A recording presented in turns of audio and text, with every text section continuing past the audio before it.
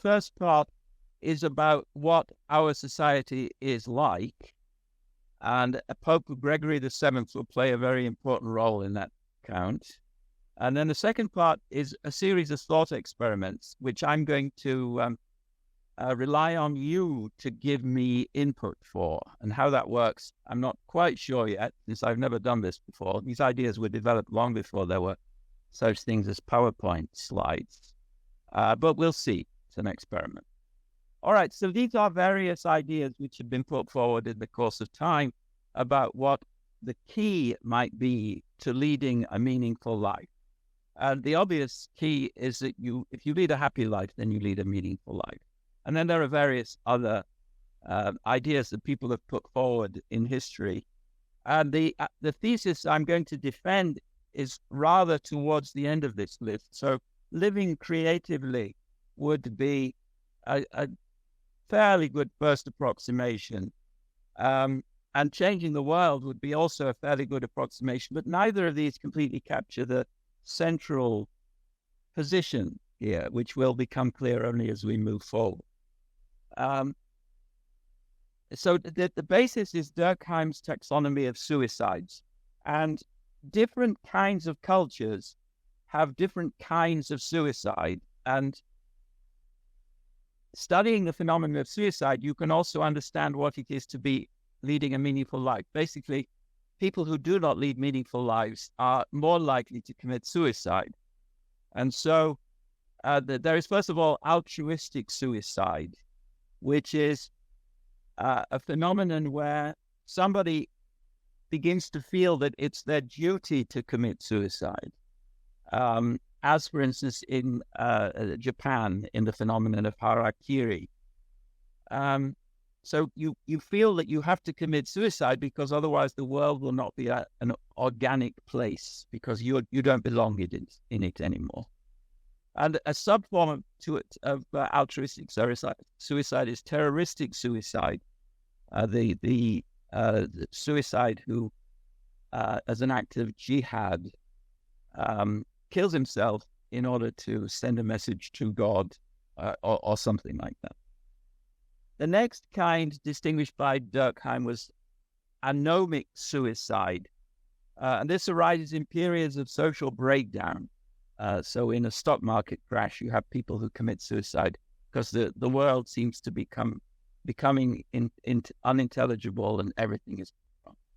And then you have fatalistic suicide, which occurs when people can't cope with the rules that surround them. They feel as if they're being strangled by society, and they have no way of coping under these conditions, and so they end their own life. And then finally, and this is the most important one, we have what Durkheim called egoistic suicide. And this is a case where individuals may be living in a perfectly good, happy society, but they feel that their own lives are meaningless. So this is the key to the story I'm going to be telling. Now, in traditional societies, this feeling of meaninglessness is avoided because people are living in traditional societies or communities. There's a strong collective consciousness. People trust each other. They rely on each other. They're integrated. And this is often a matter of religion. And in such societies, people are indeed less likely to commit suicide. They belong. Things have meaning. For some reason, I just lost the light. Can you hear the voice still? Yes, we can hear you. Okay, so let just give me 1 minute, see if I can switch a light on, which doesn't cause too many problems.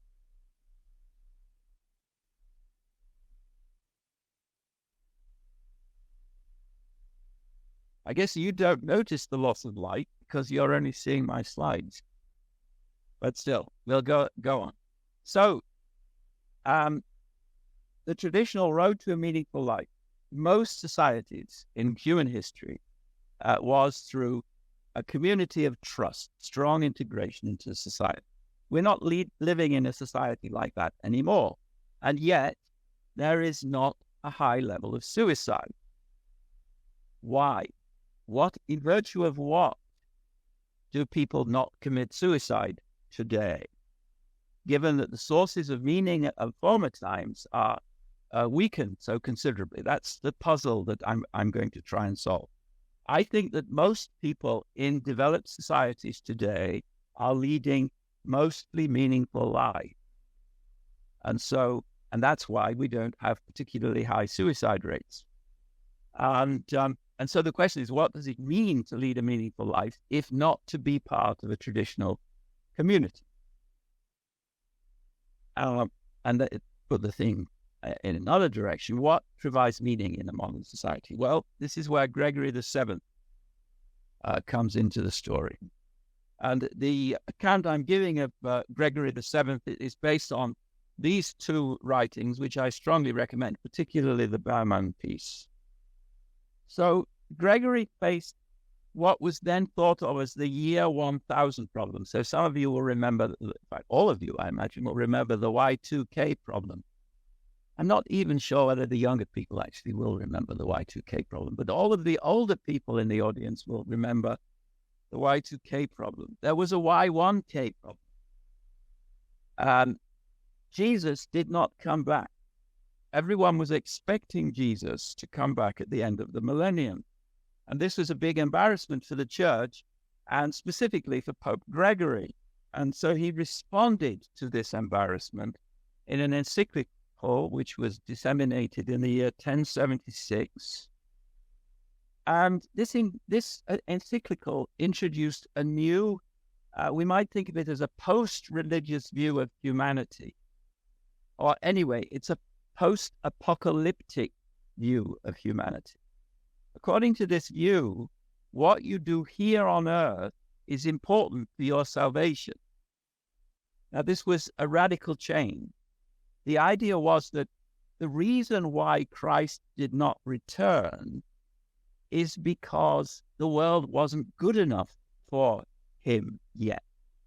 So we had 1,000 years to make the world a good enough place for Christ, and we failed. And so Pope Gregory wants to try again, but this time on the basis of what today we would think of as reason, free choice, acts of will, science, and so forth. And so the encyclical was all about making the world a better place. The first component was the adoption of Roman law. So there would be a new universal legislation. The whole of Christian society would be under one legal system.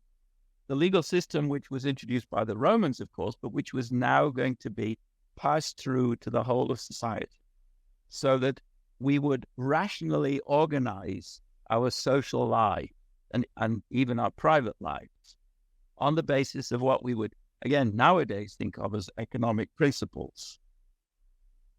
And this is the birth of the modern idea of the Rechtsstaat, the idea of a state of laws rather than a state in which your position in society mattered more than the objective statements of the law. And this was also a basis for a new kind of politics. The book by Bauman that I recommended a few slides ago is actually all about the new relationship between the law on the one hand and the church on the other hand. That relationship is now so completely familiar to the way we see everything that we don't think about it. But in the year 10,076, matters were quite different. The intimate connection between the church and the state was, as it still is in certain Islamic countries today. And then the law served as a basis for a new kind of economics. The ideas of a just wage, for instance, and similar ideas were introduced at this time. So you use legal proceedings to settle disputes. You don't use violence or the whim of some lord or king. Law is impersonal. And it's known. It's made of abstract rules. And so a more structured, ordered society comes into being. Now, if I were to jump ahead 47 slides or so, I would point here to the thesis that a meaningful life is a structured, ordered life. And what that means will become clear later on. But this idea of a structured, ordered life is rooted in this primeval document of the modern age, namely the encyclical of Pope Gregory VII. Okay, so other elements, not just law, but also universities were established. So 1088 already, only 12 years later, the first university was founded in Bologna, which was actually a center for the study of law more than anything else, law and medicine. And then Oxford and Paris and Cambridge and Schenectady followed in the obvious order. The characteristic of these universities, to a greater or lesser degree, was the idea that we should search for knowledge for its own sake. This was an idea which came from the Greeks, which was reinvented, as it were, by Pope Gregory, and then disseminated by Pope Gregory through universities and through monasteries, which often were responsible for teaching the children who would go on to be monks in these new universities, who also spread new ideas in agriculture and viticulture and so forth, and medicine. All of this is part of the same new project to make the world a better place. Beautiful buildings, nice food, nice drink, just healthy people, healthy animals, and so.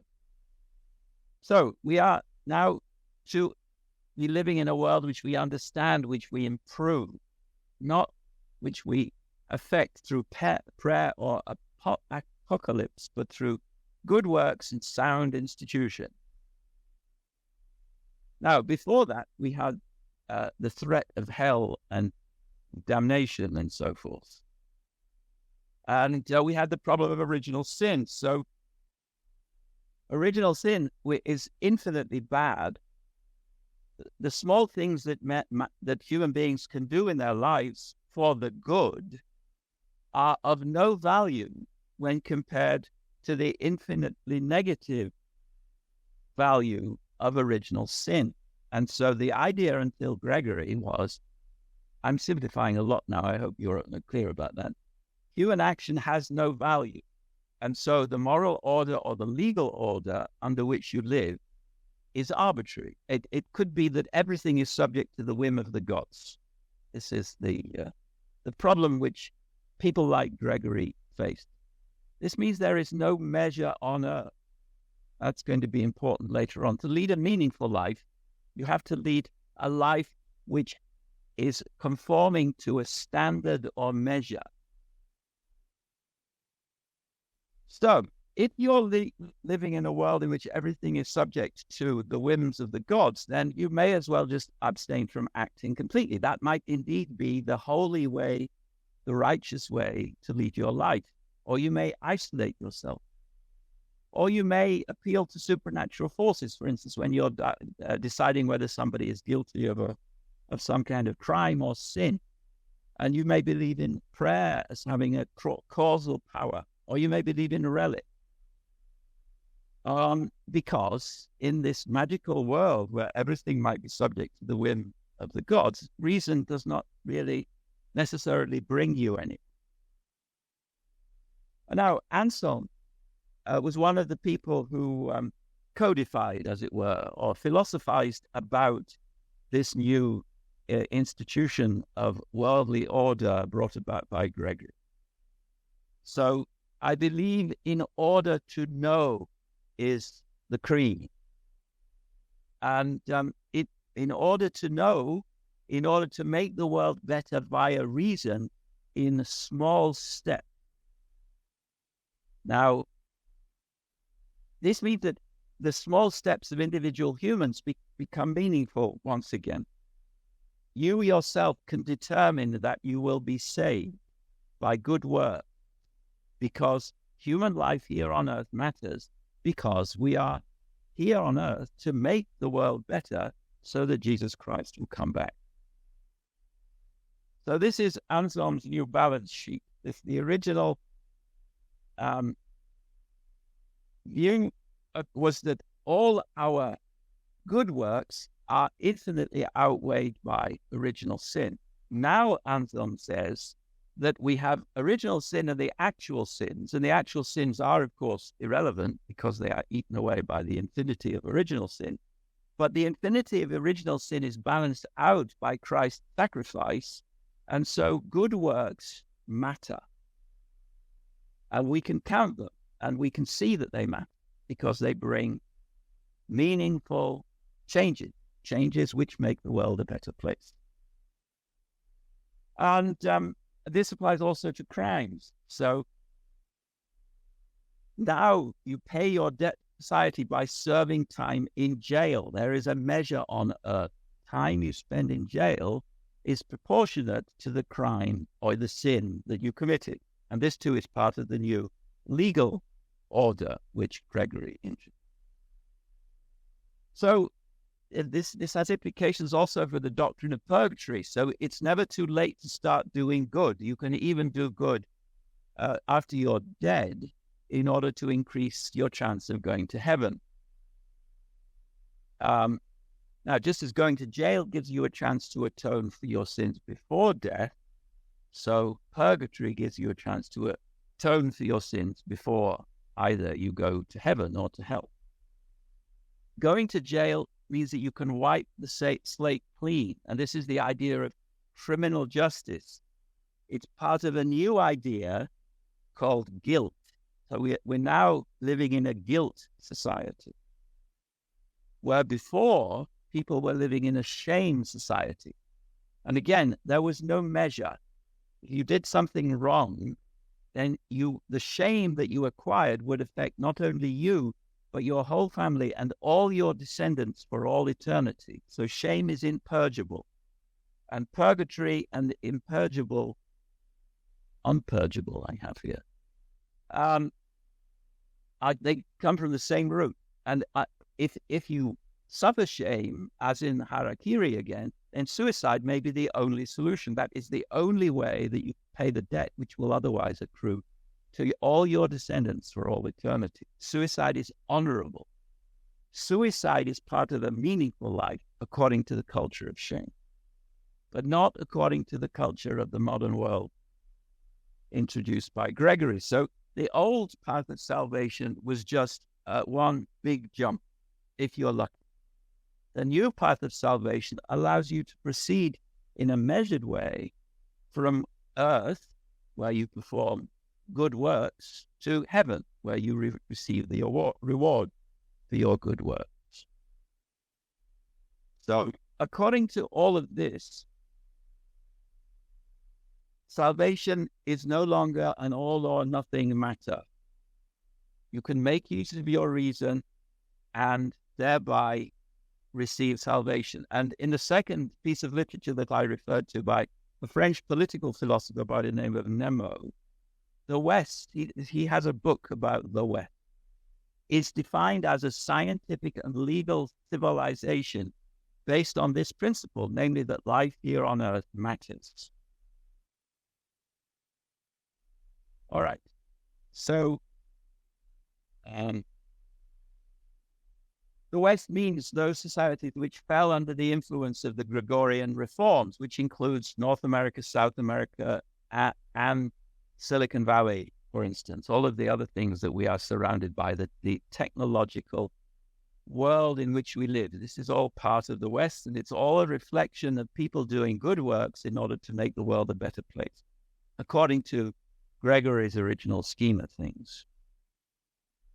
Now, if life here on earth is meaningful, then that means that the church and the state are separated. The state and all of the things that private people do and all of the things that companies do are separate from the issues which relate to heaven and hell, issues of the church.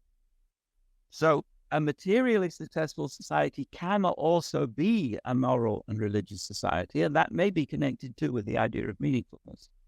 That's something we have to see. But it's not the same thing. A successful society and a moral and religious society, they point in two different directions. The two issues are orthogonal to each other. And that's because life here on earth is significant. God and society can be separated. There are other moral forms of social order other than theocratic totalitarianism. All right, so now let's go to the meaning of life. We finished with Pope Gregory. One very attractive summary of the meaning of life, and again, for people who live in modern society, is that we get meaning in our life from helping others. So Mother Teresa is the ideal to which we can all think of ourselves as approximating in little ways, small steps. So we are all here to help others. This is W.H. Auden, an English poet of a somewhat, doom-laden spirit. So we are all here to help others. But what the others are here for, says W.H. Auden, God only knows. So there has to be some things that we're here for which are not for others, because those others have to be doing something which it's worth helping them to do. So that's the first small thought experiment. Now, if you think I'm making a mistake in my logic or in my rhetoric here, then from this point onwards, you should just feel free to interrupt, and you can shout. I'm sure we'll all hear, providing you're not mute. All right, so Socrates and the happy dog. This is an old challenge question. Which is it better to be, an unhappy Socrates or a happy dog? Now, viewed from the idea of meaningfulness, assuming that you want to lead a meaningful life, I think it's obvious that we would all like to be Socrates. And that if we're unhappy, that's not really important, because we are doing good work. We are engaging with the world. We're acting. We're getting some kind of feedback response. And even if we end up committing suicide or being killed by our surroundings, by the people that we engage with, we're still leading a meaningful life. But the happy dog is not leading a meaningful life.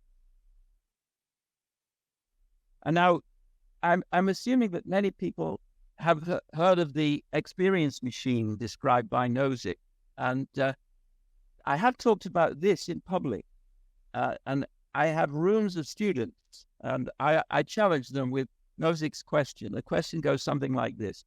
I have a super duper machine, which looks a bit like a MRI machine, which you can go into, and then I'll close the door forever. And my machine is insured by the best Swiss insurance company that you could imagine. If anything goes wrong, your family will receive $4 billion or something. And nothing does go wrong. I have thousands and thousands of happy customers who are happy that they're inside the machine. The rule is you can't come back out. But if you do go inside the machine, then your life will continue just as it was before. You will have just the same experiences, the same family surroundings, and so forth, except you will be more successful, more happy. You will engage in more meaningful experiences. In general, everything will be better than it is if you stay outside the machine. There will be even occasional downfalls. You will suffer accidents and so forth, but you will suffer just the right number of accidents to make your life the most perfect life that it could be for someone like you, but in a way that you don't notice the change. It will all be very gradual. And the challenge is, do you go into the machine? Now, if there is anyone in the audience who would go into the machine, I would like them to make themselves known.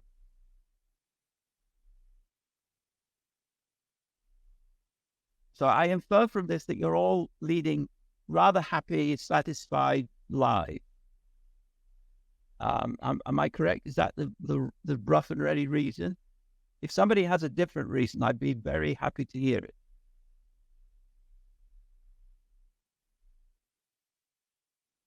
So you're all just not going in because you're already happy. Is that no deeper reason? I'm not going in because I want to live an authentic life.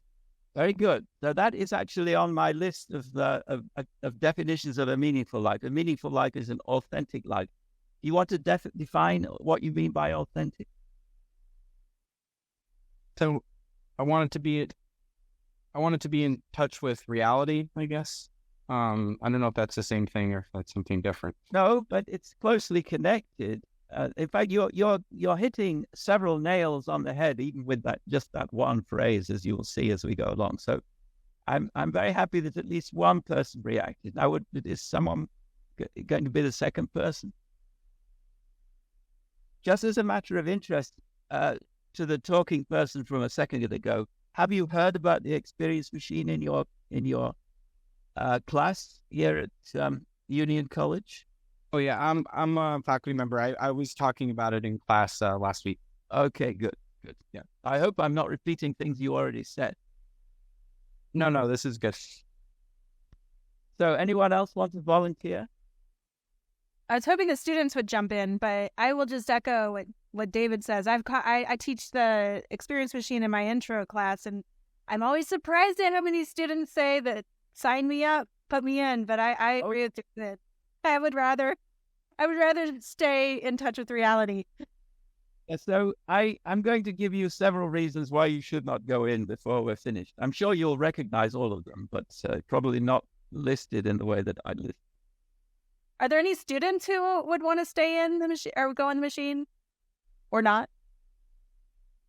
There's some students here.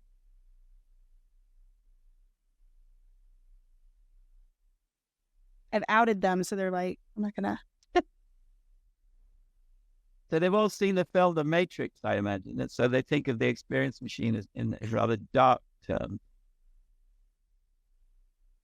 All right, so let's move on then. So the meaning of life cannot be just happiness, being happy, because you get much more happiness in the Experience Machine than you do in the real world. In fact, you get the perfect amount of happiness that would make your life the perfect life. It's just not really a life that you're living. It's kind of as that. And one reason is that you're not acting freely. So the machine is determining everything that happens to you because the machine is determining that flow of experiences which you enjoy.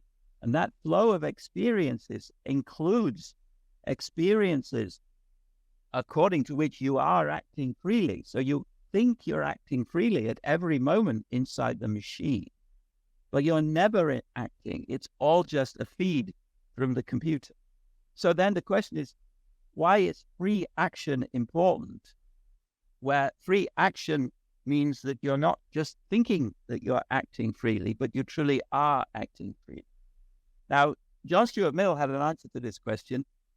He was thinking actually about freedom of speech, but that we can generalize. So freedom means that you have more alternative views, options, actions, and so forth to choose from. And now, I don't think that this kind of answer to the question is quite good enough, because just having more alternatives doesn't necessarily mean that you have more meaningfulness. In fact, having more alternatives may take away some of the meaning from your life. So I remember in the time when people living in communist countries could travel to the West for the first time, I had a Polish philosopher who visited me in Switzerland. And I took him to a Swiss cheese shop, which was just a shop full of cheese. In Poland, under communism, you had perhaps 2 alternative kinds of cheese to choose from. And on any given day, it may be that both of them were sold out. In this Swiss cheese shop, he had thousands of different kinds of cheeses, and he hated it. He said that this was bad. It was wasteful. You shouldn't have so many kinds of cheese. Anyway, so now we're coming in at random from a completely different direction. There is a story about a university in Saudi Arabia which had a board of directors who'd been placed in charge of the university, and then they issued instructions to the faculty explaining exactly what and how they are to teach. Now, all the faculty on this Zoom exchange, I know, would hate to be a member of the faculty of a university like that. So they want to decide what and how they are to teach. And I'm hoping that the students want to be in a university where faculty are deciding what and how they are to teach. Now, why? Supposing that we could go to a university which we knew would teach exactly what we want in exactly the way we want it, because all the teachers in that university were instructed to do that. Would we still want to go to that university? I think we would not, because we want, and someone earlier used the word authentic, we want the faculty to be authentically believing in what they're teaching. We want them to believe that it's true and not be retelling what they've been instructed to believe by the university board of directors. So why is it important not merely to do the right thing, but to do the right thing of your own free will?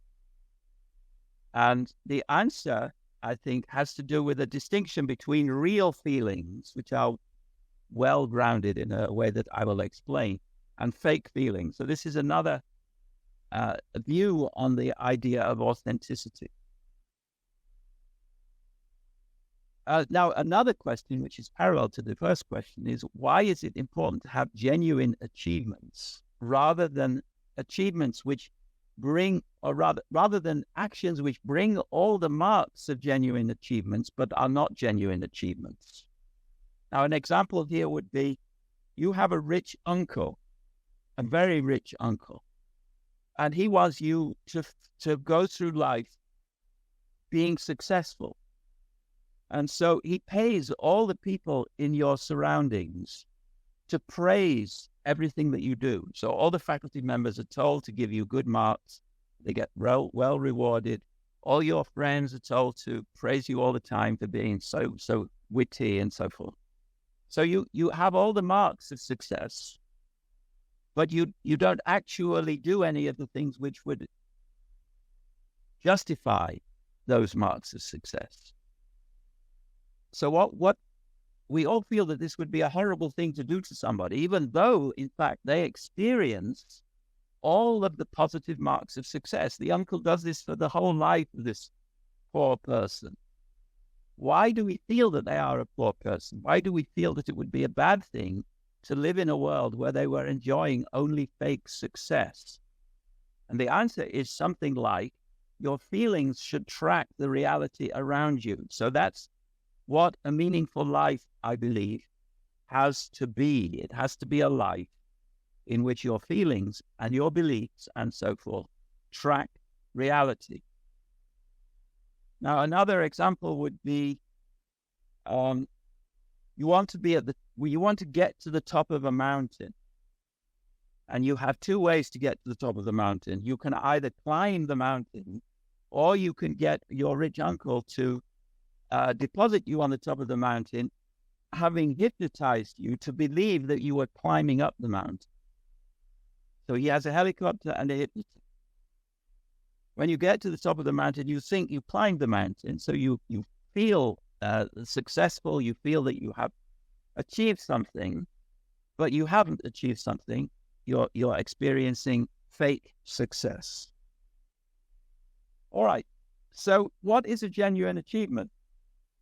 It's an activity directed towards a goal, along with a measure of how well you realize the goal, a standard of right or wrong. So getting to the top of the mountain, the obvious measure is that how far you get, and ideally you get to the top. Now, if you want to lead a meaningful life, then presumably you want to lead a maximally meaningful life, and that would seem to mean that the goal of your life, or the goal that you embrace, the prime goal of your life, must be far in the future. Ideally, you should realize the goal 1 second before you die. Now, that probably is not going to work, but still, I hope we all feel that if meaningfulness is a value, then we should try and maximize it. And if meaningfulness, as I shall argue, is a matter of having genuine achievements, and if genuine achievements is a matter of having a measure, then we want to maximize the measure. So we want to have this step from earth to heaven, and we want the steps to go directly to heaven, but by tiny steps, like this. So this is our path to meaning. That's good. Please. So okay. So do I have to? I mean, do I have to believe that the goal is kind of far away in the future, or the goal has to be far away in the future? So I can't think of a case where the goal would be so far in the future, but I'm going to talk quite a bit about Beethoven later on. So let's take Beethoven as the example. Beethoven wrote symphonies. He wrote works of music. Each one of those works of music is a step, and then he dies. Now, he didn't have a goal that was fulfilled just before he died, but he was fulfilling a goal through his life, which was to write music. Does that make sense? Okay, sorry. So no, maybe I'm not making sense.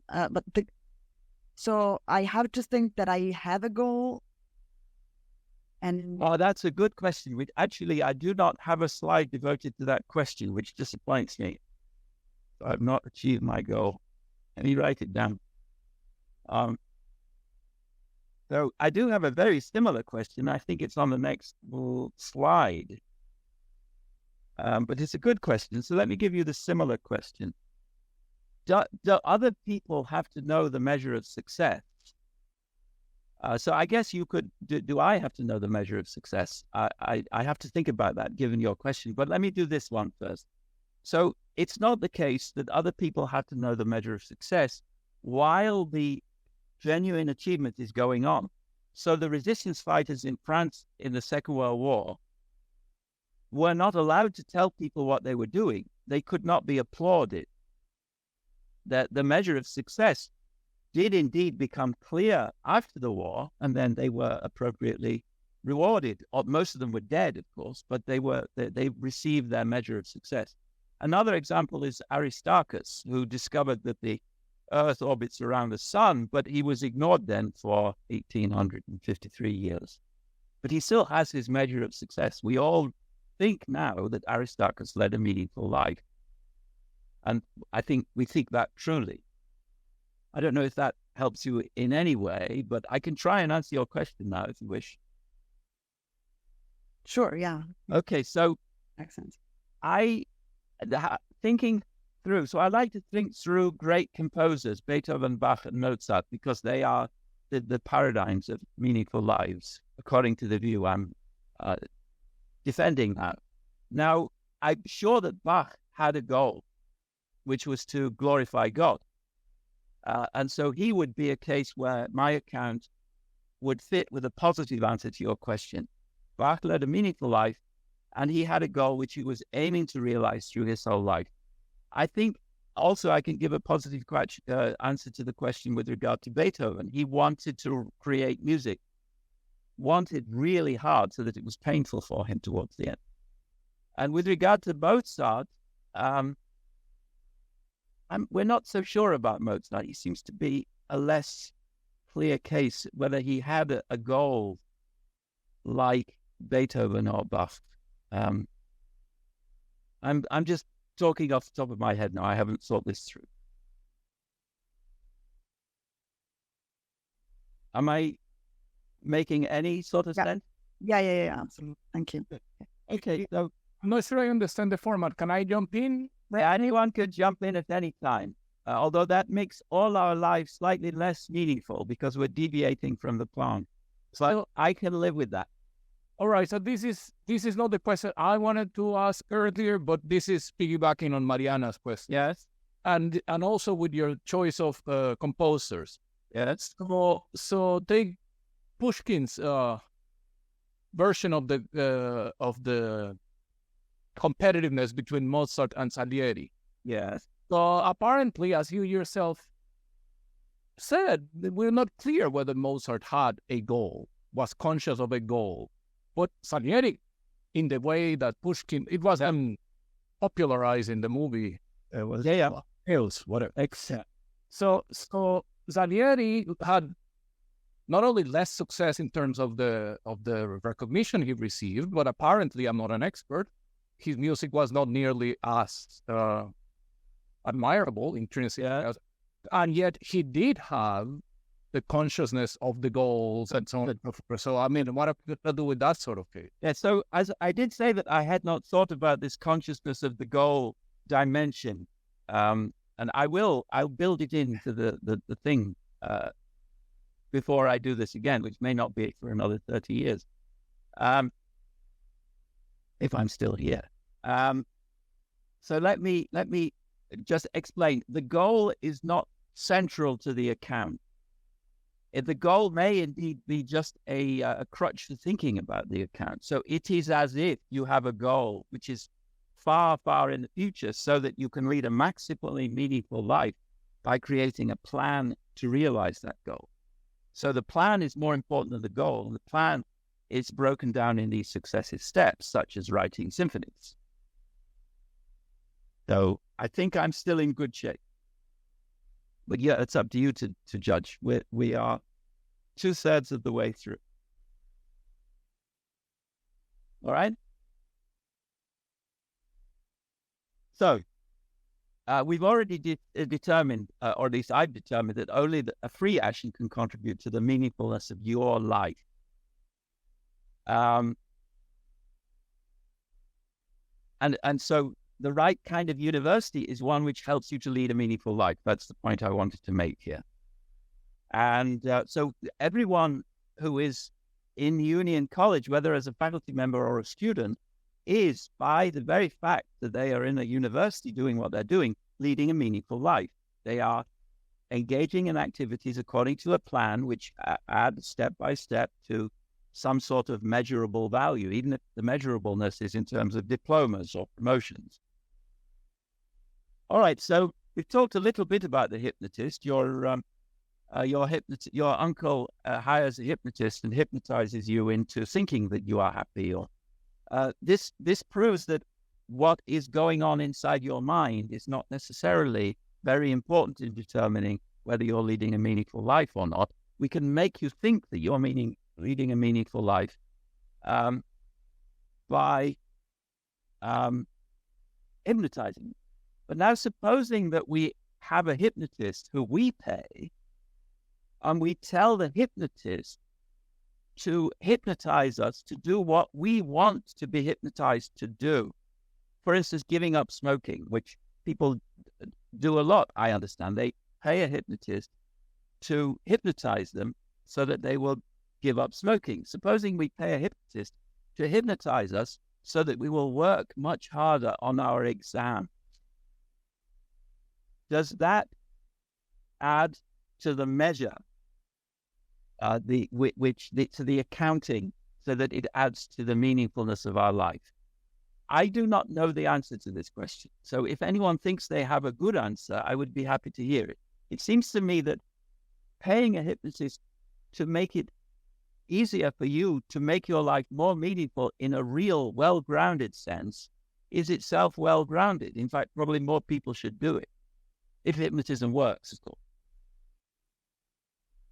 So if no one has anything to say about this, I will just move on. Actually, I have something to say, I think, about this.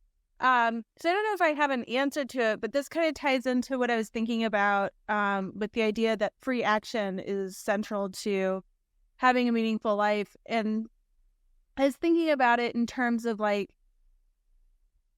so I guess to what extent, what do we mean by a free action? I'm thinking it matters to me that what I do is caused by me, which is why I wouldn't want to be in the experience machine, right? I wouldn't want it to be the case that I didn't really earn my PhD, that it was just, I just thought I did, that kind of thing. Right. So I think that seems right to me. But then if it turned out that somebody had said, determinism is true, and so you really didn't have a choice in what you were doing, I don't know that bothers me that much. And that's kind of what I'm thinking about this hypnotist example, that if, I hire a hypnotist to hypnotize me so I work harder, or I am more successful at the goals that I want, and then somebody says, well, then the action wasn't really free because you had this kind of interference, it still stems from me. I'm still I don't think that I'm not tracking reality anymore. And so in that sense, I'm just thinking that maybe I guess that's what I'm thinking, and I'm wondering to what extent, like how robust does our notion of freedom have to be in this account? Okay, I like the argument that you just presented, so I'm not going to object to it. And my question still remains: why don't more people pay hypnotists to hypnotize them to work harder? Anyway, let's move on, unless someone else has something to say. All right, so it has to be the meaning of your life. Can't be the meaning that your uncle would like you to lead. So it has to be you who commands the hypnotist, or it has to be you who climbs the mountain. But now the question is, what is your life? I don't know how many people have watched this Amazon TV series called Upload. So I was able to watch about 15 minutes of it, and then I just stopped because it's so bad. But the idea is rather good. The idea is that in the future, it's a good idea. It will never happen, of course, but in the future, we will be able to become immortal by having the contents of our brains uploaded digitally into the cloud. The cloud is in Montauk. So that's where you go if you pay for the elite service on the digital immortality scheme. And sometimes the digital representation goes wonky. At the edges, it's never quite clear. But still, it's a story according to which the man on the left here dies in a traffic accident, but his girlfriend is very rich and she pays for him to become immortal through digital means. Now, as I said, this is nonsense. That we will never achieve digital immortality because the machines are never conscious. And in order to continue to exist, you would have to continue to exist in such a way that you are conscious. So you wouldn't want to be uploaded into the cloud and never have any experiences. In fact, that would be an experience machine that you would be being uploaded into. And so you wouldn't want to be uploaded anyway because of all the reasons that we discussed earlier on when we dealt with the experience machine of the simple down here on Earth sort. But now, what is your life? So we see that it has to include a consciousness. Presumably, it would have to include the memories that you have. I've heard of people who've maintained that. It would have to include the other people around you, so the people that you can affect. So you would have to at least have the consciousness, memory, and other people around you whom you can affect in order to be worth your while to have your brain uploaded into the cloud. And perhaps another better, so this says the same thing, but more extensively. Another better challenge is the following. Supposing you're in a really horrible traffic accident and you still have consciousness. You can't remember very much and the arms and legs are paralyzed. So the surgeon bends down and looks in your eyes and he says, Mr. Smith, do you want us to save you or do you want us to bring your life to an end?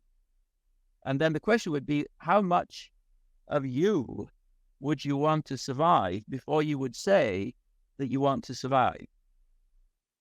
And so you would want, again, memory, other people whom you can affect, consciousness, but you would also want to be able to perform acts of will. You'd also want to be able to behave spontaneously and creatively and imaginatively. If you couldn't do those things, you probably would say, no, I do not want to be saved. You can harvest my organ. Now, so when we say that it has to be you that performs the free action, then we're understanding you as being a combination of things like this and will, spontaneity, creativity, imagination in a way which can affect others will involve also physical actions. It couldn't just be a matter of exchanging digital messages electronically. Or maybe it could. Maybe we could do mathematics. All right. So we talked about the mountaineer who didn't really climb. Another case would be the artist, the rich uncle wants you to think that everybody likes your paintings because you're an artist, and so he buys them all behind your back. And so you think that everyone is buying your paintings. No one would want to be that failed artist. Another example is the failed student. So again, your uncle pays all your student friends and your teachers to give you full marks and praise you all the time. Now, a more interesting one is the failed mathematician. So let's suppose that you are a mathematician and you have proved Fermat's last theorem. Took you 40 years, and then you die. But there is a flaw in your theorem. Did you lead a meaningful life? And any takers?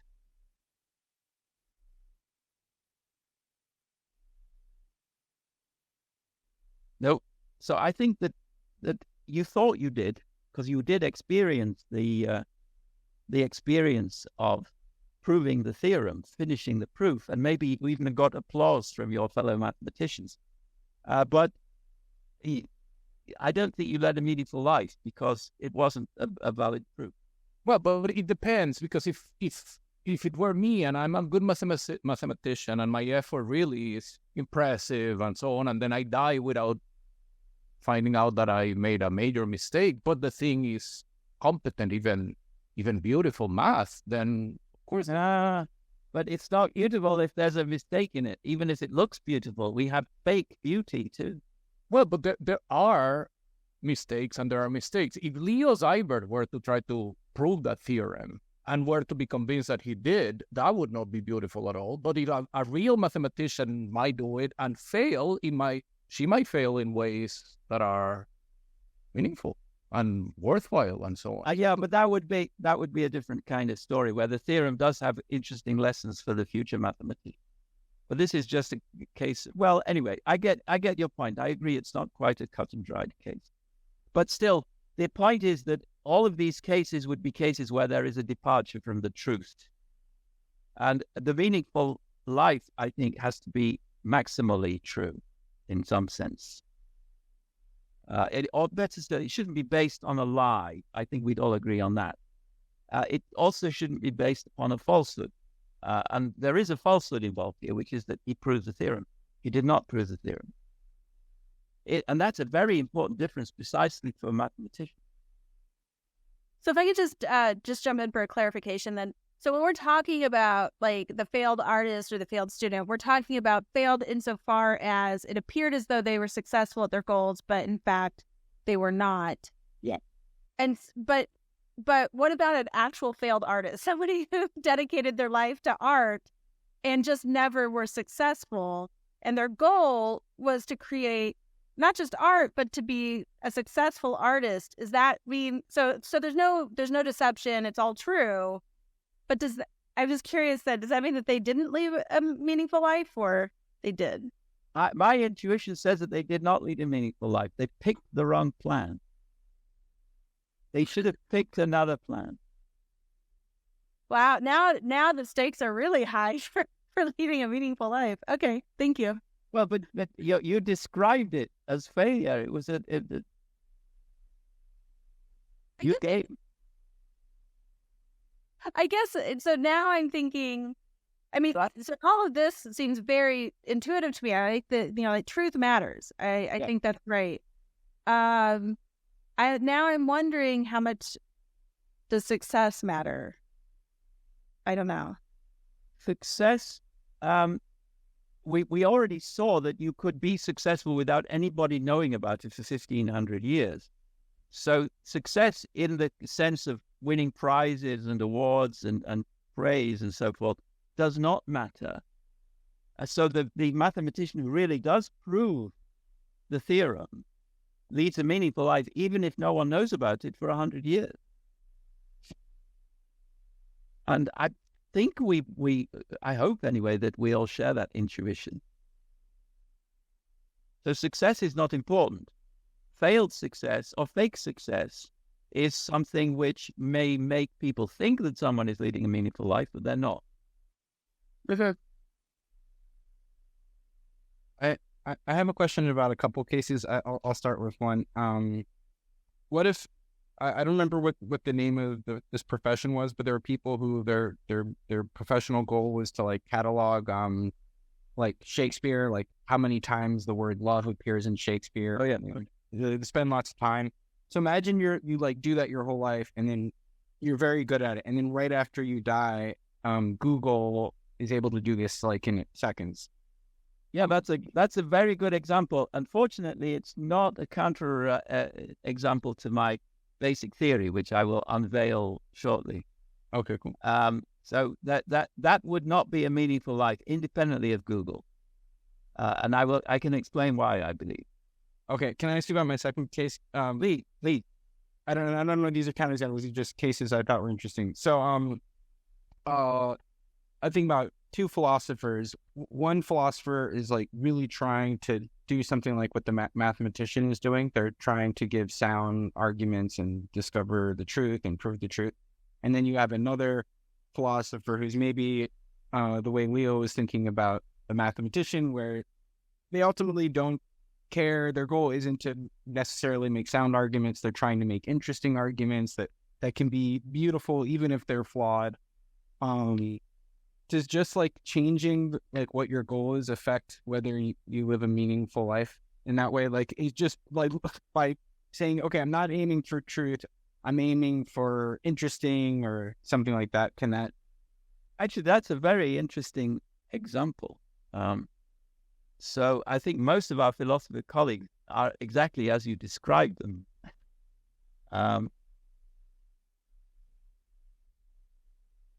Let me. So I think I will take the mathematics and science is one thing. Their truth matters. In philosophy, there's something else which matters, namely argumentative power. And the reason for that, and I'm sure you're familiar with this thought experiment, is that in philosophy we don't have any empirical test for the truth or falsity of what a given philosopher claims. And so what we do is we find hard arguments to try and beat down the thesis of the philosopher that we're considering. And so having witty or convincing or beautiful arguments in philosophy is already a value. It's already on the positive side, and so it contributes to the meaningfulness of a philosopher's life. It would not contribute, under the conditions you described, to the meaningfulness of a mathematician's life. Okay, thanks. Thank you. That was a good one. I'm going to write that one down too.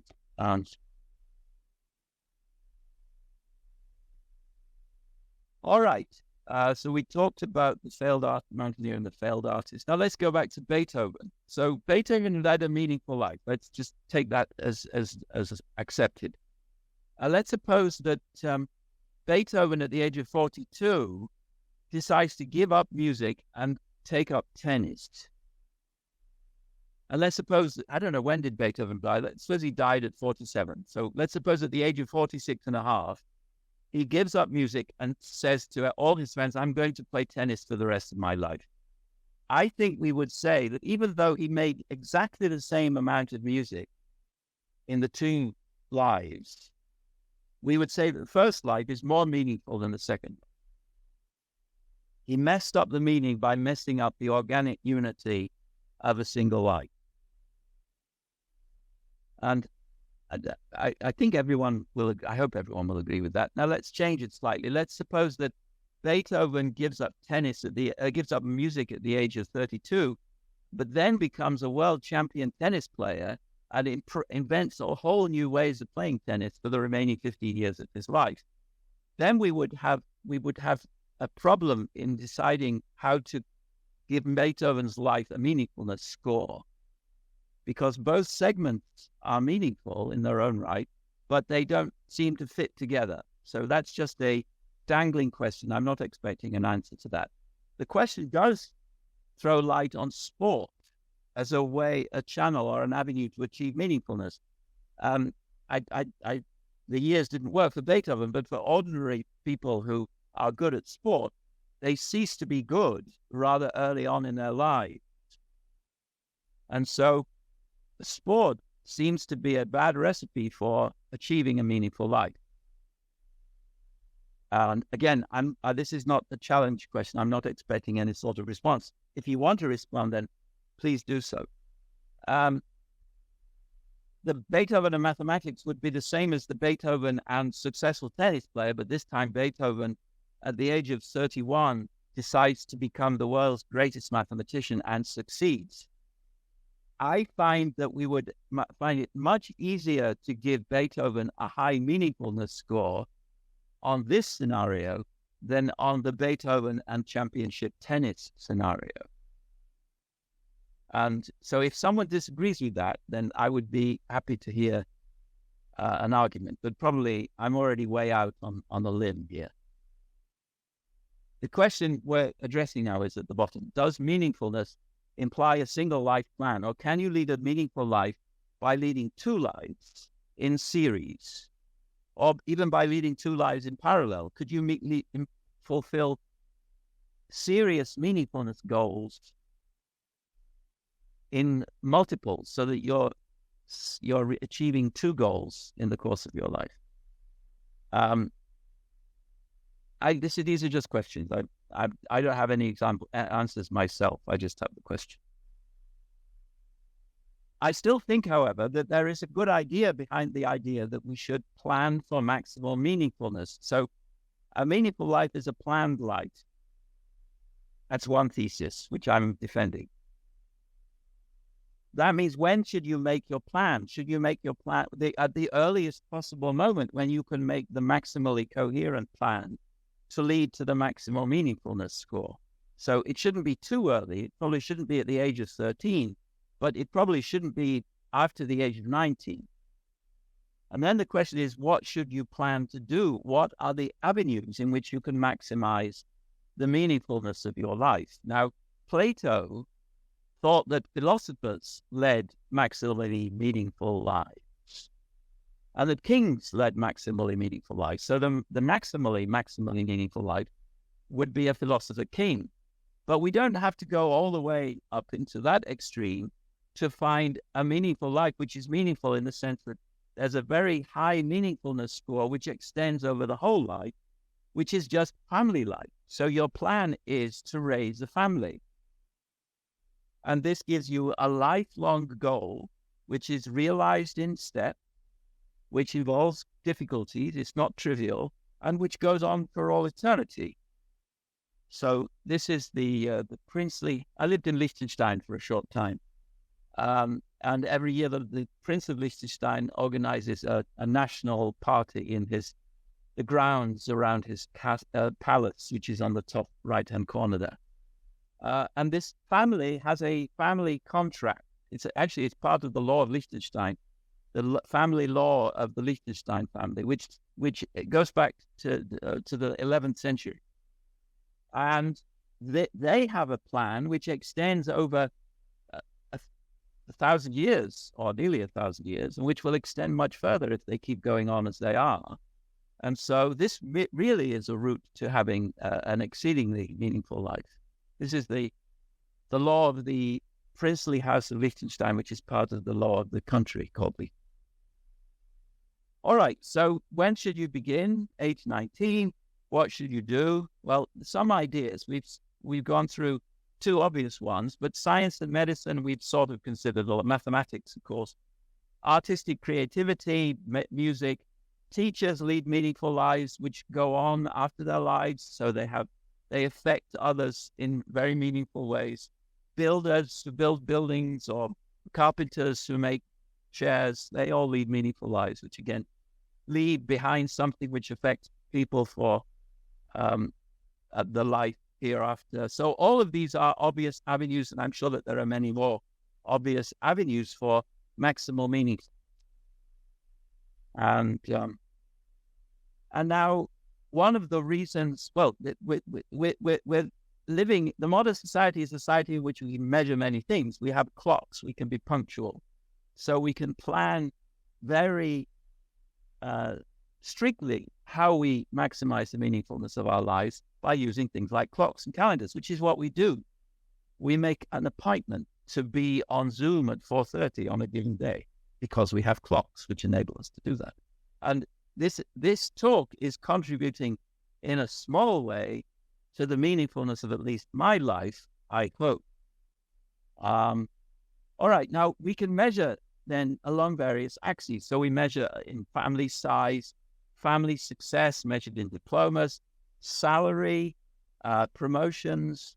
I have collecting air miles here, which is one of the ways I do it, and so forth. All of these are measures which we can use, not because having a high salary implies that you have a meaningful life, but because having a meaningful life requires that you have some measure against which to measure your small actions.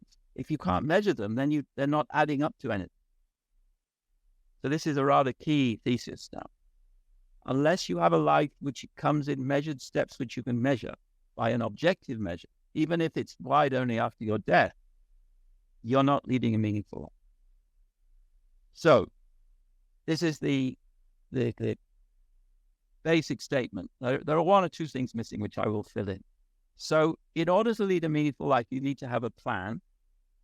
It should be possible that you realize that plan, but it should not be too easy. So the problem with the collecting occurrences of words in Shakespeare plan is that it's too easy. It has to be really hard. It has to be something which is difficult for you to realize, but not impossible. It has to be associated with an objective metric or set of metrics, and it has to be such that you're realizing it already now, but you're realizing it more or less continuously. You're always realizing your plan, or you're doing things like eating, which are necessary in order to be able to go back to the realizing of your plan. That's the idea. And now we have some questions, and then I'm finished. This is the pre-antepenultimate slide. So we say objective metrics. So what does objective mean? So it could be that you think I'm wasting my time here.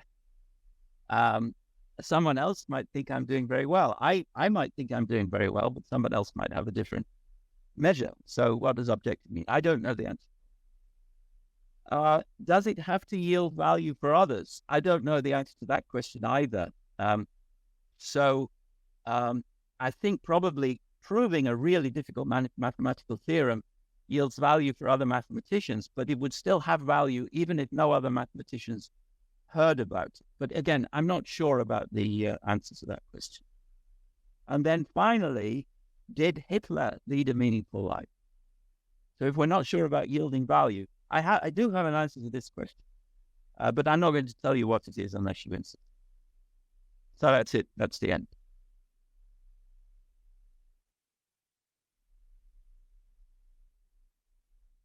Thank you. So I know we've been kind of just like people asking questions when they want. Usually we try to let the students ask some questions before professors jump in. So any students want to jump in? If not, I'll just make it a free for all. All right, then Mariana, did you want to get in? Sure. I guess my question is, it's not well formed, so, but one point that you mentioned, maybe a meaningful life requires only one plan. And I'm thinking, okay, what if my plan is over? Like I had this plan, I wanted to do X, was all the requirements that you mentioned. Does it mean that from that point on, my life is not meaningful anymore? Does it mean that because I satisfy my plan, but I'm still living, that makes the thing before not meaningful, as in the case of Beethoven? Can you tell me?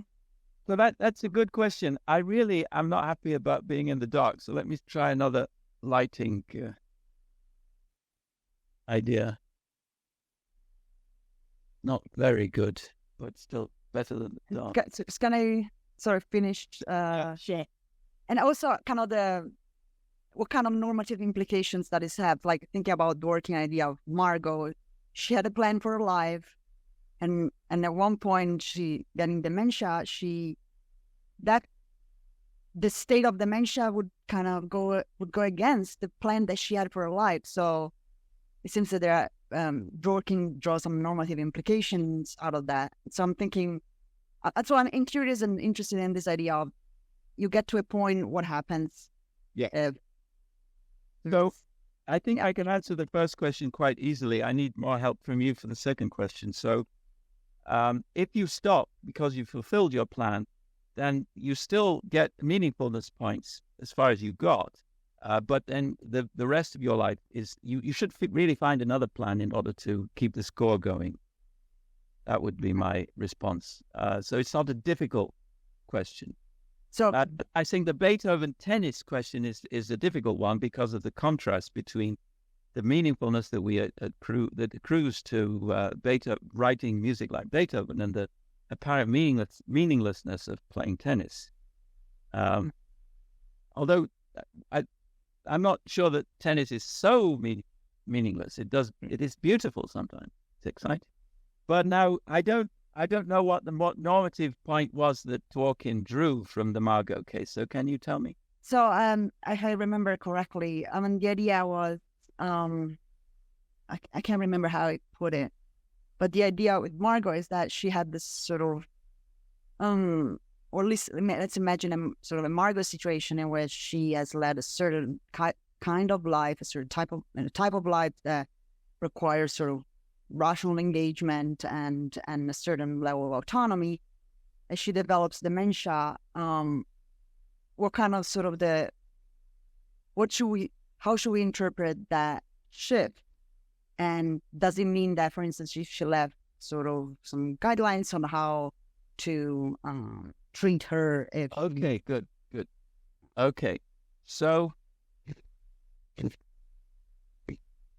this is a difficult question. I have a student actually, or he's now a professor, but his thesis is on precisely that sort of question. So hospitals have a duty of care, which means that they should try to maximize the welfare of the patient. Now, what does it mean to maximize the welfare of the patient who is in a coma or who has Alzheimer's? And he develops a theory about this, which is sort of related to this theory, that whatever the patient can do, you should make sure that the environment allows them to realize their capability of doing that thing. And that is sort of normative, but so hospitals typically do not take that attitude to their patients when they're beyond a certain state, a certain mental state. They tend to getting dark again. But I don't have anything very interesting to say. I don't think this has normative implications, except for those people who think, A, that it's important to lead a meaningful life, and B, who are convinced by the kind of account that I've been sketching here. Then it has a normative implication. Okay. So I have people can just raise their hands and I'll try. Mike, did I see that you had a hand earlier? Did you want to go? Okay, so I'll go next. Hi, thank you very much for your talk. At the very end, you mentioned the possibility of, you mentioned the question of whether doing good to others would be a criterion for living a meaningful life. And I was wondering whether, independently of whether it's necessary or not, if you think doing good to others could be maybe a defeater or a separate criterion that overrides the criteria you mentioned. So I'm envisioning a situation where somebody doesn't have a plan, but just spontaneously performs actions that have enormous impact, positive impact to others. And it's not a Forrest Gump kind of person. So they don't do it accidentally, they do it on purpose, but it just happens spontaneously without any kind of premeditation or plan or project going into it. And it seems to me very counterintuitive to say that that person's life wouldn't be meaningful, even though it doesn't have this well-structured pattern that you see a meaningful life having. So I'm just wondering if you see your theory as allowing exceptions or other considerations to override the criteria. So you'd rather took the beef out of your question by saying it wasn't a Forrest Gump kind of case. So as long as there was no Forrest Gump case here, in other words, they're choosing to help others over and over and over again, then each one of those steps does contribute to the meaningfulness of their life. Now, they would have, according to the approach that I've been defending, a more meaningful life if they were doing this in against the background of a longer term goal. So let me try and describe the story. So you have the kind old lady of the village. She wants to sit at home and read the newspaper but every day she goes out and sees something where she can help someone. Every day. So every day she sees something and she helps somebody, but it's always by accident. She doesn't have a plan to help anybody, not even except insofar as when she sees the person who needs the help, then she creates a plan. So I would say that person is not really leading a meaningful life on the strength of what she does to help other people, because in each case it's an accident. It's a kind of instinctive response to the case in hand, and it's at a very far end of the pole from the Mother Teresa kind, where you have somebody who really does devote her life to helping other people. So I think it doesn't defeat what I'm saying. She does lead a meaningful life in bits and pieces, but it's not adding up to a very high meaningfulness score. Leo, did you want to add on? Yeah, because it was just on Maite's question. I just thought Schindler, in the Schindler List. Yeah. So, I mean, the way I remember it, he certainly had no plan. In fact, his motives were not that admirable, but he had a little bit of decency and he saved many, many, many people. So it seems to me that to take points away because he didn't have a plan. He had a list. I mean, a list, but that's the plan. The list with the plan. No, the plan was to make money, and but he was making money is a meaningful activity. Well, correct, but I think we all find a lot of meaning in the fact that he saved so many people, and the story is interesting to us because it wasn't Mother Teresa. It was not a particularly noble enterprise, just he had enough humanity not to allow for innocent people to be murdered, and then he ended up helping them. So, I just thought of it because of Maite's question in the sense, well, here's someone I want to believe without a plan to save people. That wasn't how he ended. How he approached. So he was a good businessman. He was very well organized. He could save all of those people's lives because he had plans for doing all kinds of things, and he had a list which brought it all together. I think he's a very high meaningfulness score case. So sorry, Maite, did you want to respond at all? I'm sorry. No, it's okay. But I think I'm trying to think of I'm trying to see if I can think of a concrete example. But I think if the action is high impact enough, I mean, it's a one-time action. It doesn't even happen repeatedly. You have a one-time moment of glory where you do something that affects humanity, and it wasn't part of your plan. I think I would, if that was me at the end of my life, I would feel like, yeah, that was a meaningful life. No, actually, I think that you have a wrong intuition here. So there are such one-off cases, but we regard them as being somehow miserable. I think. And let me try and think of a one-off case. So one-hit wonders, pop groups who just have one hit and then they disappear. We think of them as being sad cases. Because we like to think of people who lead lives and not just have one really lucky hit. And if we go back to Schindler, if Schindler did really act in the way that you described, Maite, in other words, he picked up person at random in the street, but without thinking that he was going to do it again and again and again, then we wouldn't regard his life as being so meaningful.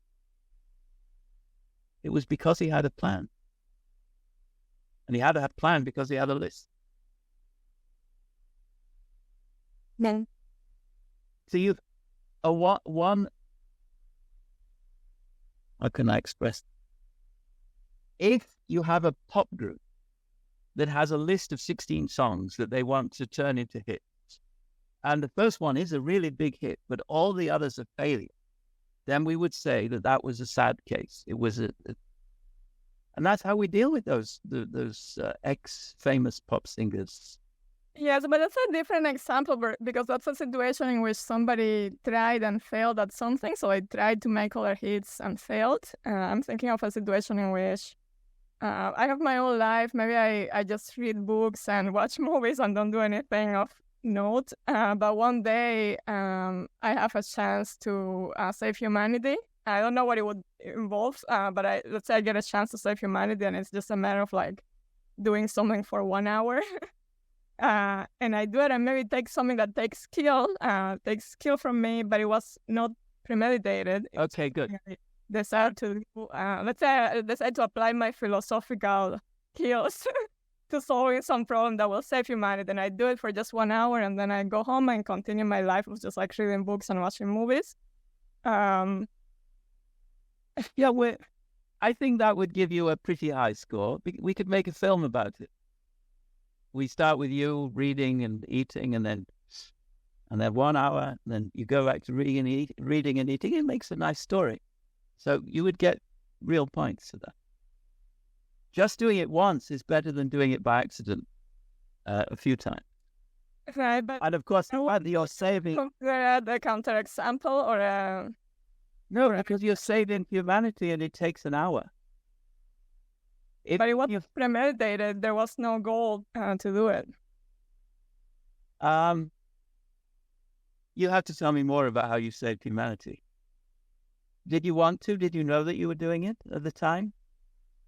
Give me give me some flesh on these bones. I go out for a walk and somebody tells me, if you write a paper about why humanity should be saved, and it's convincing enough. No, you're not convincing me. You're not. So I do that and it's convincing and humanity is saved. No, you have. This has to be something we can make a really good film about.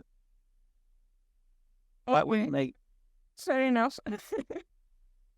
Well, but sorry, could I, because I was on mic again, Christiana, I don't want to, if you want to go ahead, I'll come back after you. No, that's okay. Go ahead. No, take cases of people who are just by accident placed on context in which they do so. The people who overpower the terrorists on that Flight 93 or whatever, Yeah. they were probably going to Vegas to waste money or whatever, but they ended up saving a bunch of people and they didn't plan it. There was certainly no premeditation, and it happened. And it is arguably the case that they led short but meaningful lives, even though there was no plan. We're stipulating that it was a very good thing and so on and so forth. So there are all sorts of heroic acts, lives that end heroically in ways that the heroes never planned, and to deny that, because you're not forced to deny value to those lives, but you are forced to say they are less valuable than had there be a plan. And that's... I think there was a plan. In the case of Flight 96, there was a plan. 6 of them were discussing in the back of the plane that they say, look, we know enough now to know that we had to take over this plane. And they realized their plan. And it was a great deed and also very meaningful. And it was a plan. It wasn't an act. Well, but now the notion of plan is shrinking to the point that... It has to shrink for the short, quick action. And I did say that you maximize meaning by having a lifelong plan, but you can get a big chunk of meaning when you're saving the whole of humanity, even for a short-term plan. And that would indeed did make a quite good film. But I have 2 different questions. I'll start with the first one because I'm still not sure about the role of success and meaning in a meaningful life. So one of the things that I'm thinking about is that some of what I would consider to be the most meaningful lives are those of kind of activists who didn't mean to become activists, hadn't planned on becoming activists, and then became activists. And they had, in a sense, I don't know if I would say impossible, implausible goals, at least for their own lifetime, of, things like civil rights activists. My aunt and uncle were civil rights activists, and they were successful in a lot of incremental things like protests that had the kind of effect they had hoped on. But, that wasn't just their goal. Their goal was for equal opportunity in the United States for Black people. I mean, that was the goal. And I don't think when they passed that they were under any illusion that they had succeeded in that goal, although they've had many successes. So, and I don't know that, like, had their life been more meaningful if they had, like, took the scope of their goal down and said, well, we're just gonna, like, this is what we want to do, and if that's all we do, then we have lived a meaningful life. So I'm hesitant on this idea that success of the goal is really important. Okay, so I think that I'm optimistic enough to think that we will one day be able to say that success was achieved, and that the civil rights movement was a crucial part of that success. It's just like Aristarchus; it may take a long time. And so the arguments that you're putting forward to me now make me think that maybe I overemphasize the idea of meaningful life, and maybe I should insert into the argument the dimension of a meaningful action or a meaningful phase in a life, maybe an hour long. So that would be one action. And the civil rights activists, they spent weeks and months, years in some cases, I would imagine. So having those meaningful actions in the life makes the life meaningful. Having more of those makes it more meaningful. And I don't think that case is an argument against the kind of view I was defending. I just defended it and overemphasized the long-lastedness of the effort. But I did say that you need, even if you have a plan which is a lifelong plan, you still need to eat and sleep. That's because the eating and sleeping are life necessities. Now, in a certain situation, becoming a part of the civil rights movement would become a life's necessity for some people. And so they would put their life plan on the back burner and attend to the more urgent goals, and thereby acquire a new plan, which could become a new life plan in some cases. They would devote their lives to politics. I think that's helpful. If I could just follow up on that. But even if, I don't know, let's say they had a shorter life and they weren't able to see any of their successes, I guess I still feel like, unlike with the one-hit one, and I mean, I'm not to say that musicians' lives are very important in me, but I'm just saying, unlike that one-hit wonder, it still seems like there's meaning in the goal and the action towards that particular, these kinds of goals, right? And that even when not successful, or if not successful, there's meaning in doing the action. Okay, good. So I was rather suggesting, in fact, I was quite explicitly suggesting that failure would take away from meaning. So let's consider your apparently reasonable counterexample to that. Namely, we have an activist movement which is in and of itself doing something which is good, but which fails to achieve its end. Do the members of that movement lead meaningful lives in virtue of having engaged in a failed activist movement? Off the top of my head, I would say no. It failed. It was It's a bit like trying to learn to ride a bicycle and failing. You keep falling off.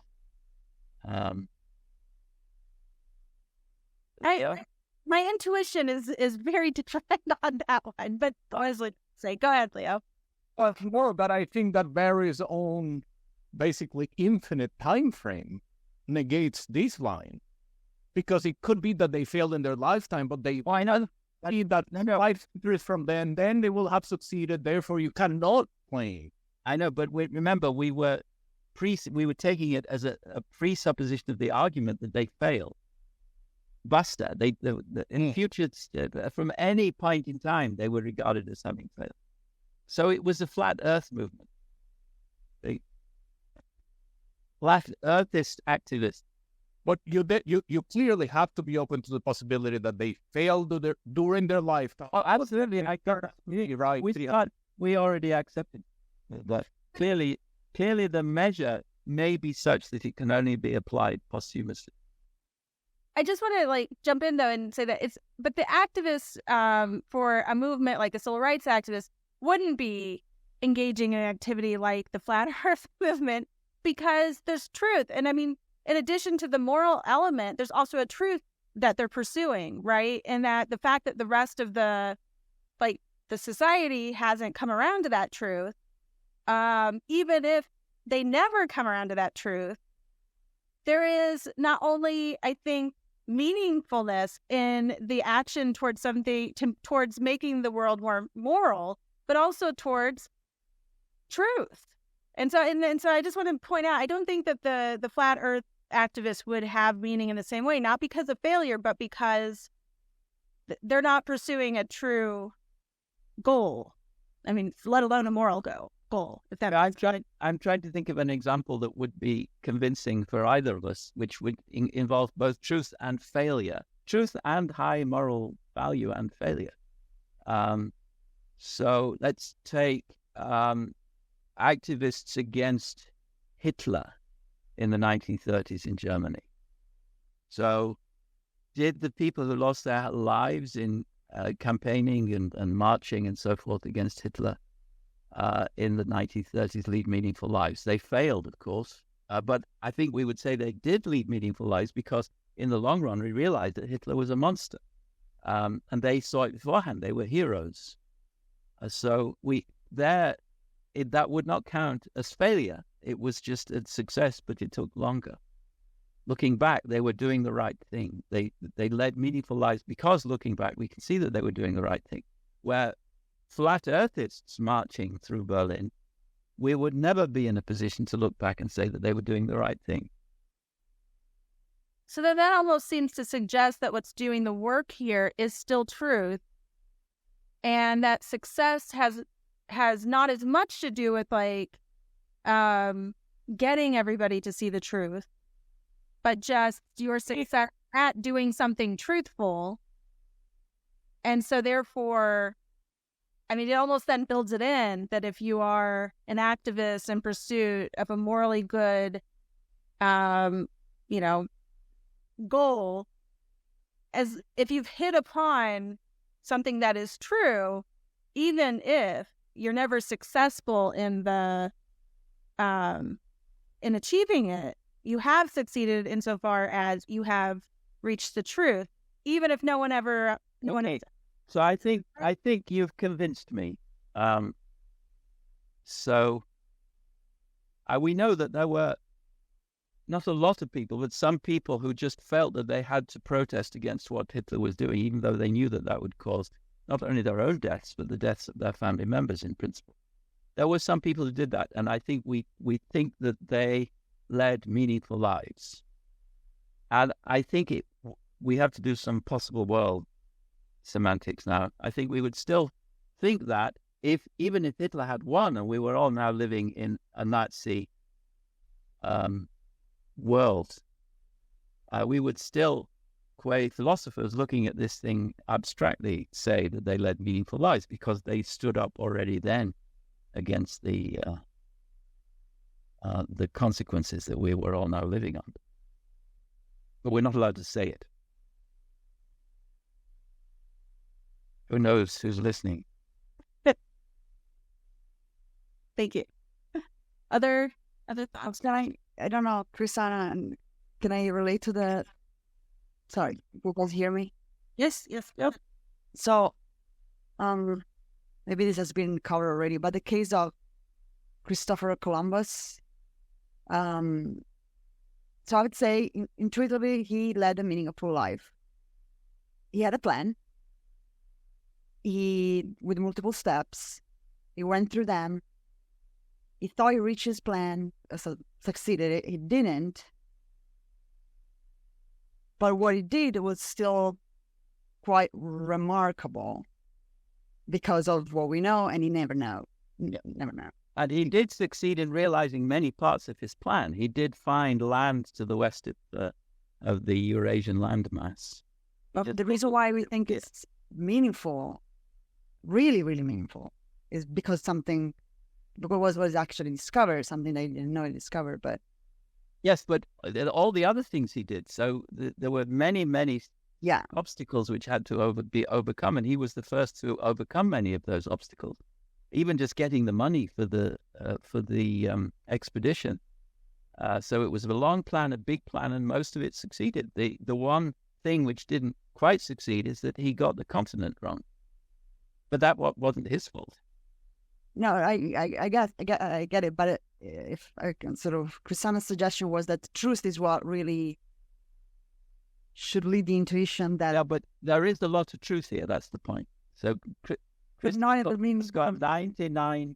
No, the fact that he didn't find India is not important. The fact that he found a continent to the west of the Eurasian landmass is what is important. He just thought it was India. He found the continent. Yeah, so his project it was misconceived from the start. It was a project that happened to me only in one respect. So in many respects, he thought that you could navigate and find land by going west. Yeah, I know. Sure, yeah. And he was right.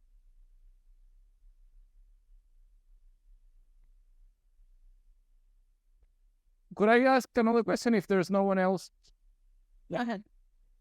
So, I mean, this emphasis on the plan, I think that part of the damage I wanted to cause on your argument I have already caused, because you are now basically a plan could last a couple of seconds. But I'll give a concrete example of one that is even shorter than the Flight 93 or whatever the flight was.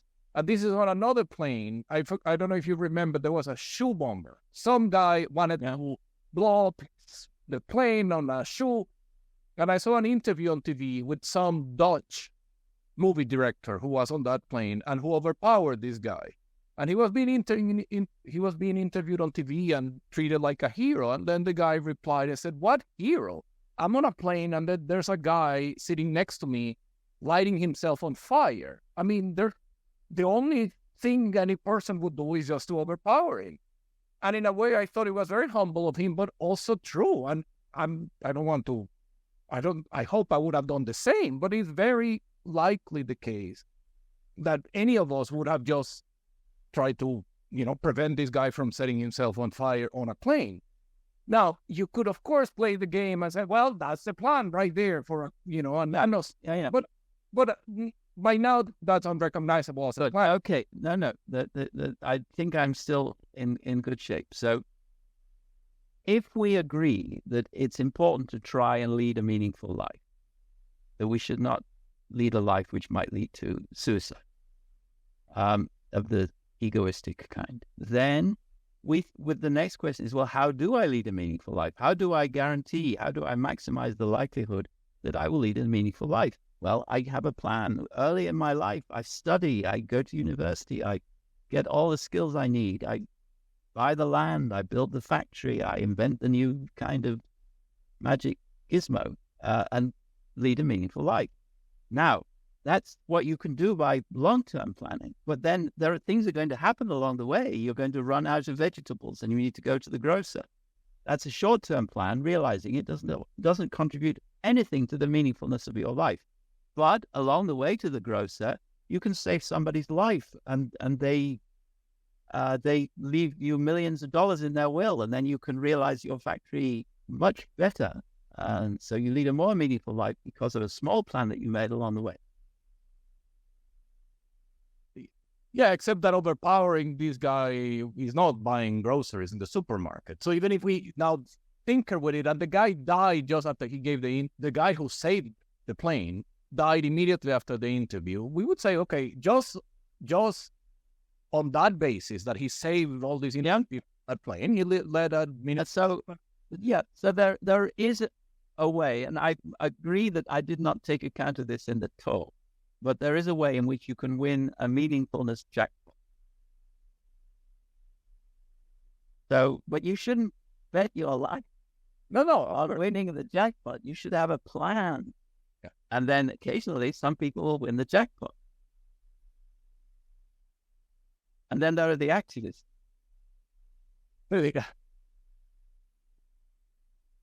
So I have another question, and people should just jump in or raise your hands. I don't want to, leave anybody out. But since I didn't see any hands, I'll go ahead and ask my other question. So I'll preface it by saying I like plans, and I think plans are really great and meaningful. However, I'm like a little bit, I think the part that I'm like unsure about is that this idea that if you figure out your plan at 19 and you stick with it and you go through, you live a nice long life and you're exercising and successful at this plan, that it's going to be maximally meaningful. And the reason I'm skeptical about that is that Beethoven. Yeah, no, I mean, Beethoven had, I think, probably a very meaningful life. And especially on that measure, he would have a meaningful life. But I think I think that it leaves out that there's something. I think there can be a lot of meaning derived, and I'll try to explain what I have in mind. Meaning derived in not having that plan right off the bat, in all of these unexpected experiences that you have that may lead you to a plan, or just unexpected experiences, not part of the plan, that I think inform kind of like the way that your life takes shape.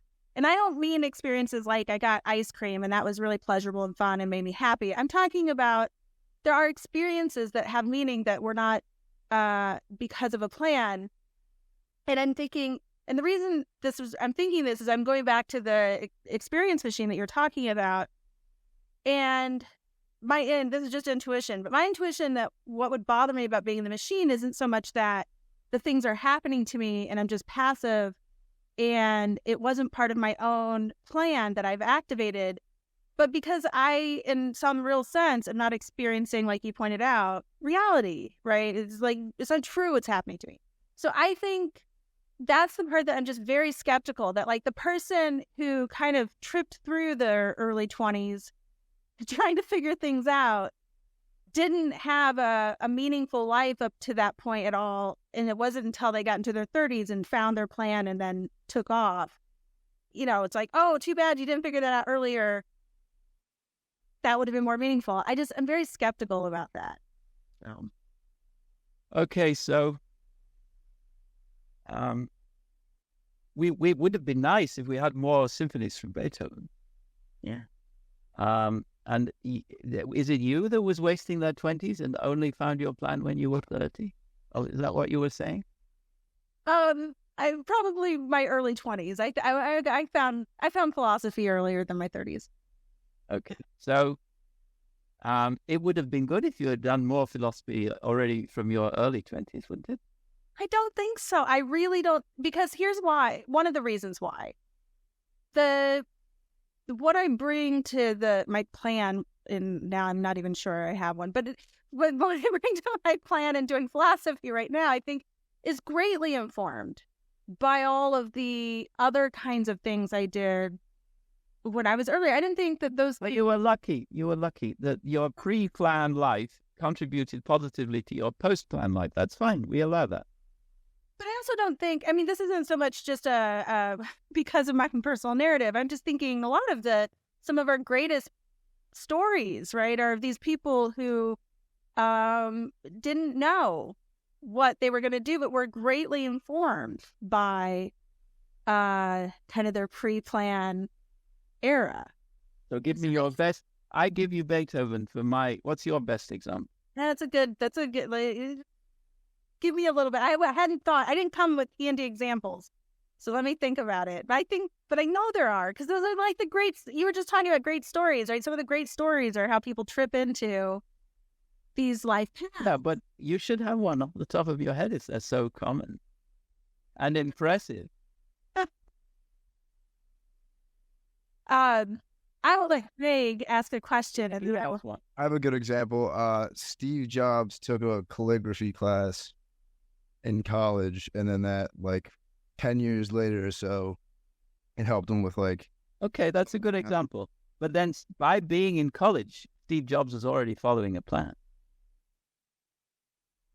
So it's not such a good example. It's part of a general plan to improve yourself by going to college, and then you get a job, and if you're lucky, you can use what you learned in college to do your job better. And if you're really lucky, you will have done those things in college which you will need in order to realize the plan that you take.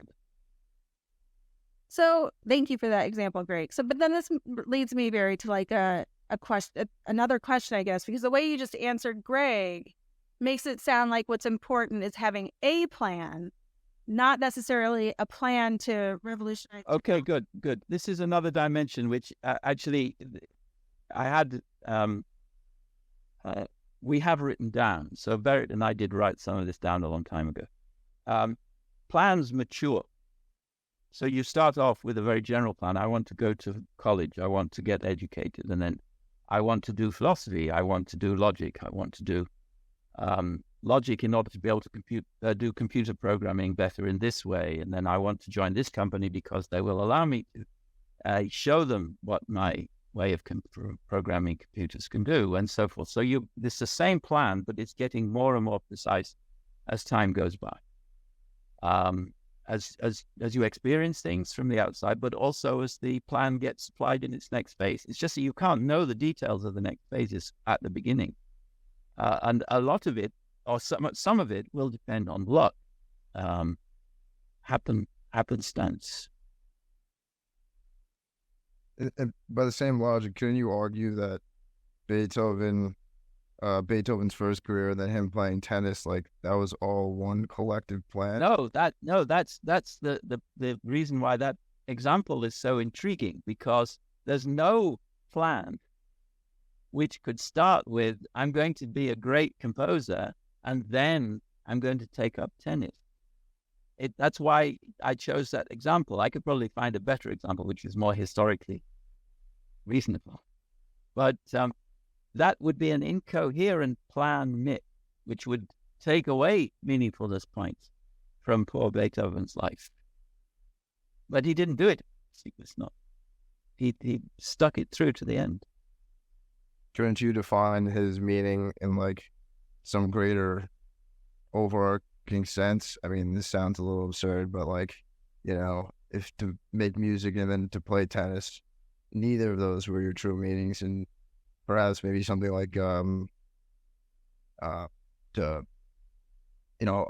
view I really like is like to bear the greatest burden you can, and do it with pride, like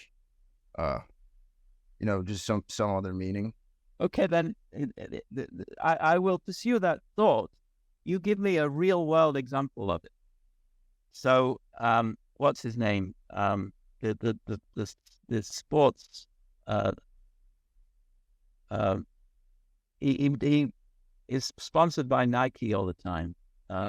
Michael Jordan. Yeah, Michael Jordan. He played baseball. Yeah. So, but there was clearly some kind of a plan in those switches. He wanted to prove things. They were coherent. Beethoven's music to tennis would not be coherent in any sense, and there's no audience that he would be proving to. Leaving aside the fact that there was no tennis when Beethoven was alive. So Michael Jordan is a good example of the switching, and I can't think of a good example of a radical switching like music to tennis. There may be one, but I can't think of.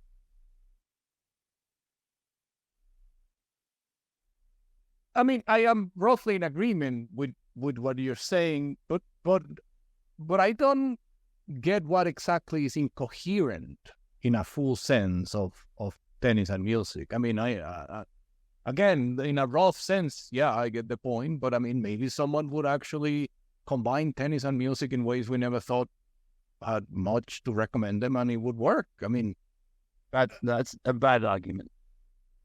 That's like Wittgenstein's. Maybe there are people behind the mountain somewhere who measure the value of carpets by the height of the pile. okay, so I used to play squash, and used to play squash against a guy who was a stockbroker, and then he claimed that whatever was happening in the court between us was what he applied in the stock market. This is a true story of me. I certainly never got any stock tips. I like that story. But that's what he said. And I mean, stock trading and playing squash seem to have zero in common. And in this guy's mind, they combined and he made a lot of money. And I mean, I have no idea what he was talking about. But again, as I began by saying, with this, I am roughly in agreement with you, but I still am troubled by the sense of incoherence. Yeah, so Beethoven might have played tennis on the side to keep himself fit for the music. And your stockbroker, he was playing tennis to keep himself fit for the stockbroking. It's perfectly coherent. And fit for the stockbroking meant also that he could think about possible good deals. Yeah. And maybe Beethoven on the tennis court was thinking about possible good symphonies. I mean, this may be just a complete intuitive bias, but it does seem like there's something meaningful and valuable about experiences that this kind of like, you make a plan at 19 and then even if it evolves, you've got this like tunnel vision of like, this is what I'm going to do. And you're really great at it. And you're really successful. And I don't, it's kind of, I don't understand there's anything wrong with it. It's just that the idea that that's the maximally meaningful life as opposed to one that has multiple experiences and considers multiple avenues of where their life's going to go. I don't know. It doesn't. Beethoven. Yeah, but I mean, look, so love is music, but I don't know that is like the fact that it's maximally productive. I mean, and I didn't think that's how we were thinking about this, because if we're thinking of a maximally meaningful life as a maximally productive life. Well, no, even Beethoven, we could say that his deafness at the end added to the meaningfulness of his life, and that was a handicap. Right.